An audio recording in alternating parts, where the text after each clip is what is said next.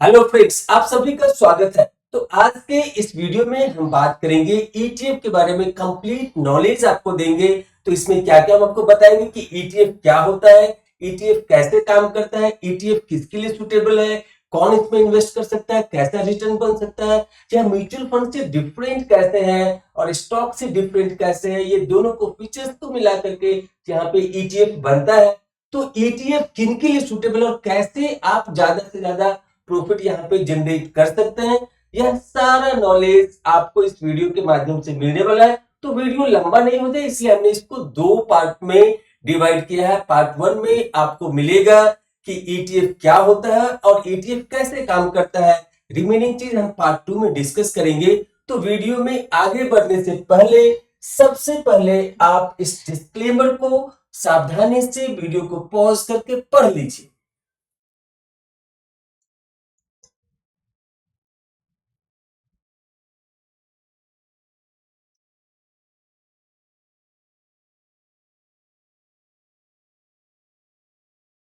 तो हमें उम्मीद है कि आपने डिस्क्लेमर देख लिया होगा।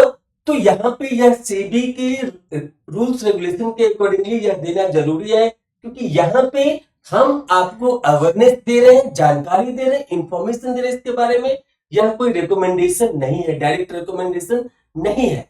तो आप देखिए यहाँ पे कि ईटीएफ क्या होता है, व्हाट आर ईटीएफ। तो आपको इस वीडियो में पूरा कंप्लीट पिक्चर मिलने वाला है, ताकि आप इन्वेस्टमेंट करने से पहले आपको क्लैरिटी रहे कि यहाँ पे ये कैसे काम करता है, क्या होता है। तो देखिए, an ETF is an investment fund.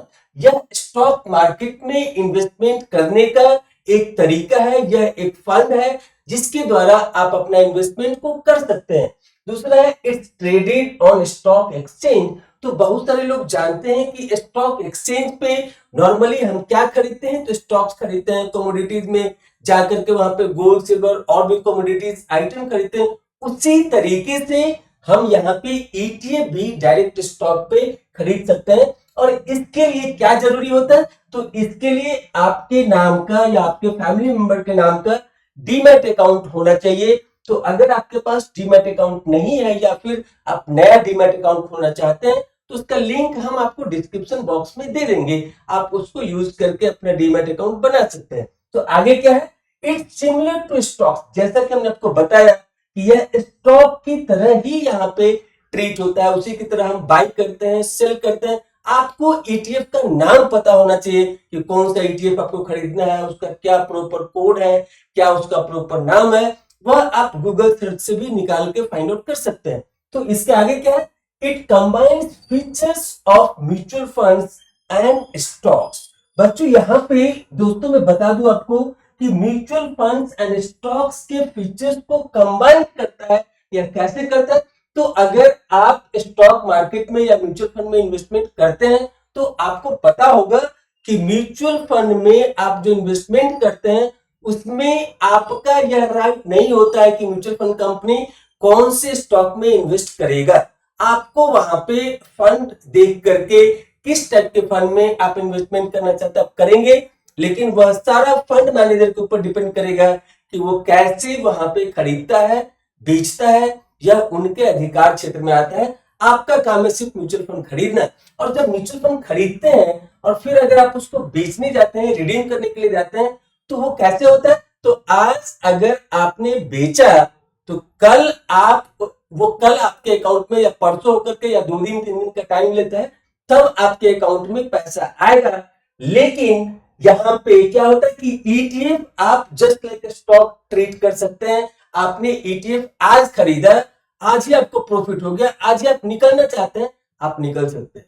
आज आपने ईटीएफ खरीदा, आपको लगा कि यार मेरा लॉस लग रहा है, आज ही आप बेच के थोड़ा शॉर्ट टर्म का लॉस बुक करके निकलना चाहते हैं, आप निकल सकते हैं। यह चीज तुरंत के तुरंत म्यूचुअल फंड में नहीं होता है। आज आप ऑर्डर डालेंगे तो या तो आज एग्जीक्यूट होगा, कल आपके पोर्टफोलियो में अपडेट होगा, या फिर थोड़ा टाइम लेकर के होगा।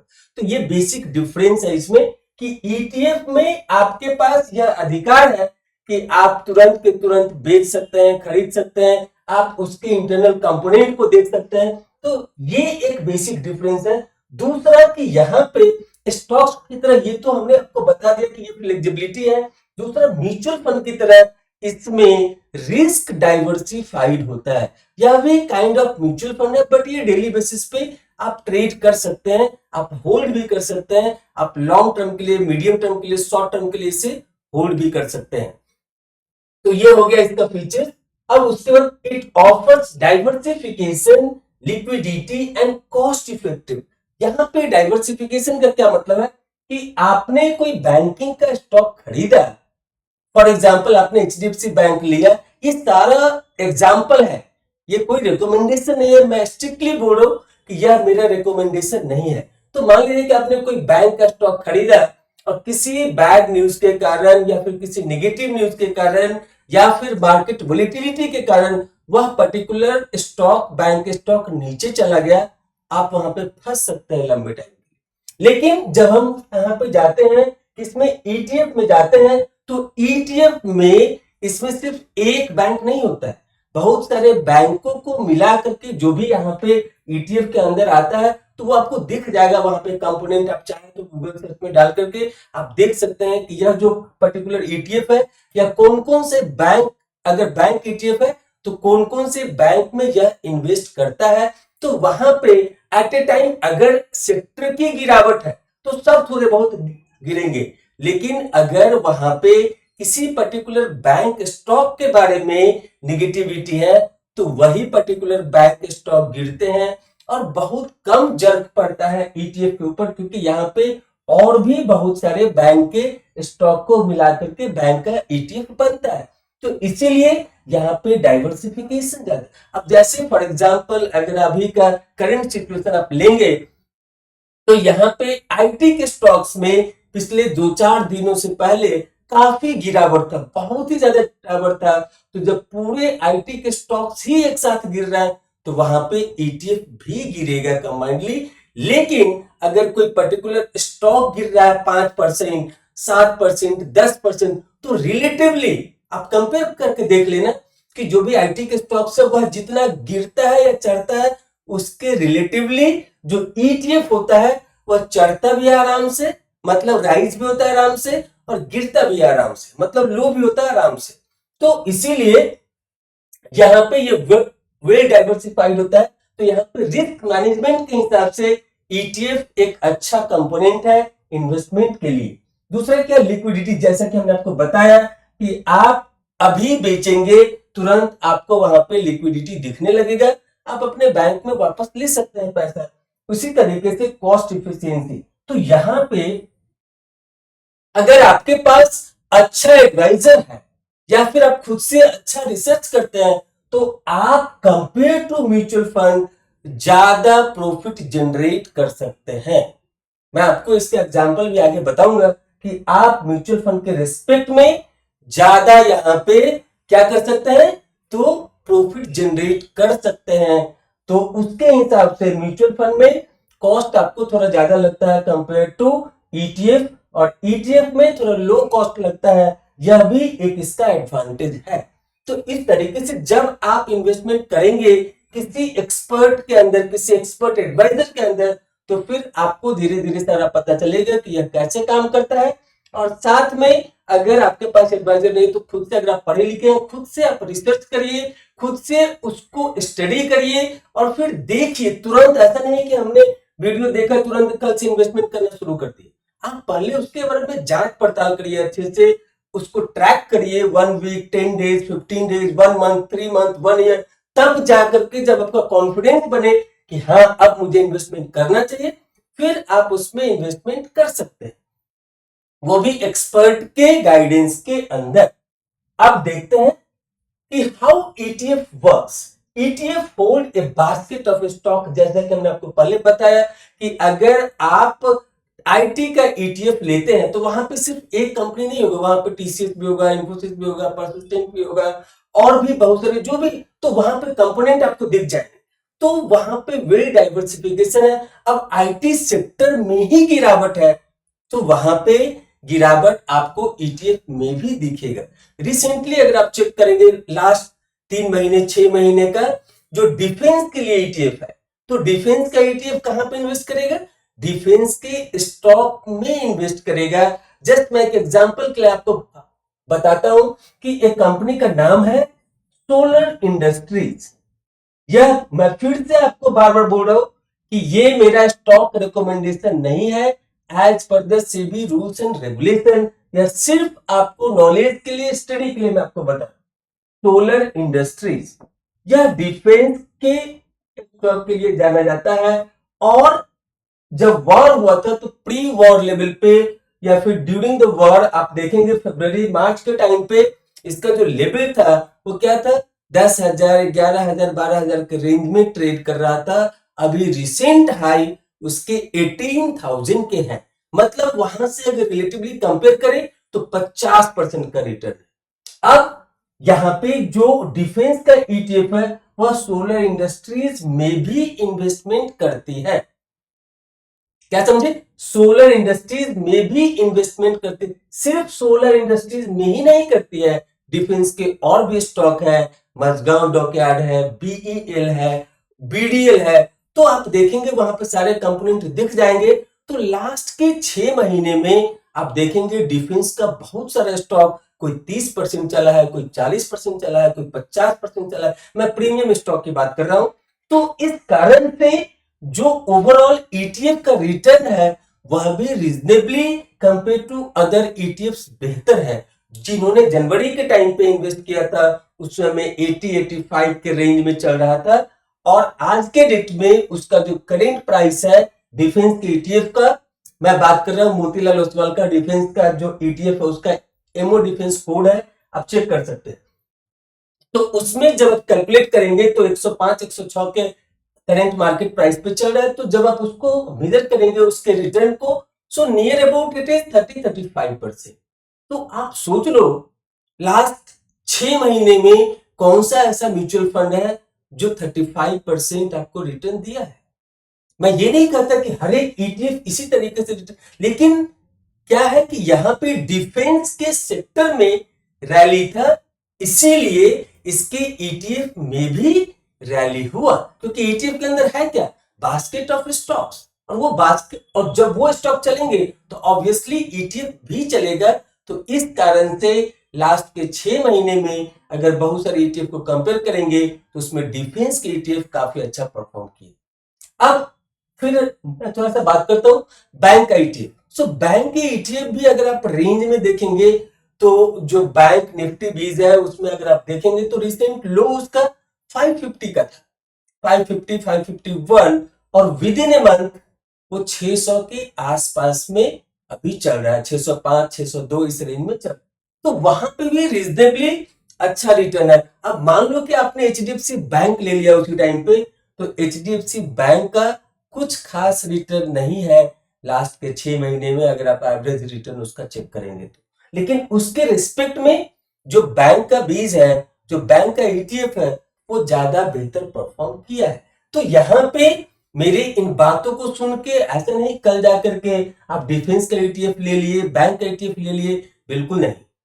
आपको अपने एडवाइजर के गाइडेंस में ही लेना है, ताकि आप ये समझ पाए, वह आपको लॉजिक भी बताएगा क्यों लेना चाहिए यह ईटीएफ आज के डेट में, क्या ये सही टाइम है उसमें एंट्री करने का, और फिर कब वहां से एग्जिट होना चाहिए, कब प्रॉफिट बुकिंग करना चाहिए, वह भी आपको बताएंगे। जो भी एक्सपर्ट होंगे, जो भी आपके एडवाइजर होंगे, तो ही आप सही से काम कर पाएंगे और इस मार्केट का फायदा उठा पाएंगे। तो क्या देखा आपने कि बास्केट ऑफ स्टॉक्स होने के कारण जो रिस्क है वो वेल डाइवर्सिफाइड है, मतलब रिस्क मैनेजमेंट इसमें बेहतर तरीके से compare to making entry into the individual stock. जब आप किसी इंडिविजुअल स्टॉक में बिना किसी के गाइडेंस में किसी ने बताया और सिंपली खरीद लिए, और वह स्टॉक अगर गिर गया तो आपका पैसा बहुत मेहनत से आता है, कई महीनों कई सालों लग सकता है आपके प्राइस पे आने में, और फिर वह प्रॉफिट रेंज में आने में। तो इसीलिए थोड़ा सा इन्वेस्टमेंट करने से पहले आतुर नहीं हो, तुरंत जल्दीबाजी न करें, पहले सोचे समझे फिर इन्वेस्ट करें।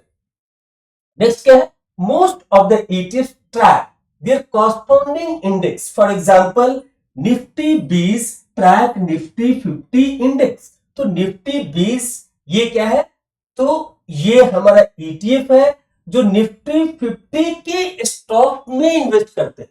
अब क्या वेटेज होगा, क्या निफ्टी 50 के सारे स्टॉक में इन्वेस्टमेंट करेगा, ये सारा जो निफ्टी भी जो ईटीएफ है तो उसके द्वारा वहां पे भी फंड मैनेजर होता है जो वहां पे उसका वेटेज डिसाइड करता है, फिर उसके बाद किन किन से स्टॉक्स में निफ्टी 50 के स्टॉक्स में इन्वेस्ट करना है उसको डिसाइड करता है।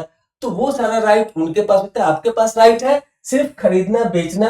आप चाहे तो डेली बेसिस पे कर सकते हैं, आप चाहे वीकली बेसिस पे कर सकते हैं, आप चाहे तो लॉन्ग टर्म के लिए होल्ड कर सकते हैं, आप चाहे तो और भी एक्स्ट्रा लॉन्ग टर्म के लिए भी होल्ड कर सकते हैं। तो यहाँ पे मोस्ट ऑफ द इटिव, तो यहाँ पे क्या है कि निफ्टी बीजी सिंपली एक रेफरेंस मिल गया, बेंचमार्क मिल गया कि ये निफ्टी 50 के ही स्टॉक में इन्वेस्ट करेंगे, इससे बाहर नहीं करेंगे। इनका एक रेंज फिक्स हो गया है कि इनको इन्हीं दायरे में रहना है। जो निफ्टी 50 के स्टॉक्स हैं उसमें जो कंपोनेंट है उसके अंदर जो स्टॉक्स सब आते हैं ये सिर्फ उसी में इन्वेस्ट करते हैं, इसीलिए नाम दिया गया निफ्टी 20 या निफ्टी ईटीएफ। अब उसके बाद नेक्स्ट क्या है, इन्वेस्टर्स बाय और sell ETF units on the exchange at the market price. यहाँ पे मार्केट प्राइस करने का मतलब है कि जो मैं इतनी देर से आपको बता रहा हूं कि आप जब चाहे तब खरीद सकते हैं बेच सकते हैं, आप चाहे तो लिमिट लगा के भी इसमें खरीद सकते हैं बेच सकते हैं। जैसे फॉर एग्जांपल कि अगर कोई ईटीएफ 100 रुपीज पे 101 पे करेंट मार्केट प्राइस है, मैं चाहता हूं कि इसे 100 रुपीज में खरीदूं, पर यूनिट की बात कर रहे हैं तो आप लिमिट में लगा करके इसे बाय कर सकते हैं ऑन द डेली बेसिस, मतलब कि सेम डे मार्केट से आप खरीद सकते हैं। म्यूचुअल फंड का यूनिट्स आप नहीं खरीदते, आप पैसा देते हैं और सेम डे या नेक्स्ट डे एग्जीक्यूट होता है। फंड मैनेजर फंड हाउस वो सारा काम करता है, फिर आपके डीमैट में या आपके पोर्टफोलियो में वो नेक्स्ट डे अपडेट होता है। लेकिन यहाँ पे ईटीएफ आप जब चाहे तब खरीद सकते हैं, जब चाहे तब बेच सकते हैं ड्यूरिंग द मार्केट आवर। ऐसा नहीं है कि जब मार्केट बंद हो गया तब आप बेचने के लिए बैठे हो, वो प्री मार्केट ऑर्डर में चलते हैं। तो क्या समझे यहाँ पे कि बाइंग और selling of ETF units on the exchange at the market price का सेंस यही है। आप अगर बेचना चाहते हैं, अभी ये 101 पे करेंटली चल रहा है, हम चाहते हैं कि 102 पे इसको सेल करें, तो आप वहां पे लिमिट में लगा दीजिए और उसके हिसाब से आप बेच सकते हैं। तो बातें बहुत सारी है और हम नहीं चाहते कि वीडियो बहुत ज्यादा लंबा हो, शायद लंबा हो भी गया होगा तो आप क्षमा करें। लेकिन अगर आप सुनेंगे सारे चीजों को तो ही आपको कॉन्फिडेंस आएगा, और अपने पैसे को इन्वेस्ट करने से पहले कॉन्फिडेंट होना चाहिए, तभी आपका पीस ऑफ माइंड रहेगा और अच्छे से यह एक बेहतर इंस्ट्रूमेंट है अच्छा प्रॉफिट जनरेट करने का relative to directly making into the direct stock. Direct stock में जाने से बेहतर है आप यहां पे म्यूचुअल फंड से ज्यादा रिटर्न जनरेट कर सकते हैं। तो इस पार्ट में हम यहीं पे फिनिश करते हैं इस वीडियो को। पार्ट 2 में हम आपको जो भी रिमेनिंग बातें हैं इसके बारे में वह हम आपको बताएंगे और फिर आपको काफी मजा आएगा, आप कॉन्फिडेंट होंगे। सबसे पहले कि आपको इंफॉर्मेशन जानकारी मिलेगी, आप कॉन्फिडेंट होंगे, फिर आप सोचेंगे, फिर आप अपने एडवाइजर को ढूंढेंगे या फिर खुद से रिसर्च करेंगे। जब कॉन्फिडेंट होंगे तो आप अच्छे से पैसा बना पाएंगे। तो thank you for watching this video. फिर मिलेंगे अगले वीडियो में पार्ट 2 में, तब तक के लिए आप सभी को थैंक यू।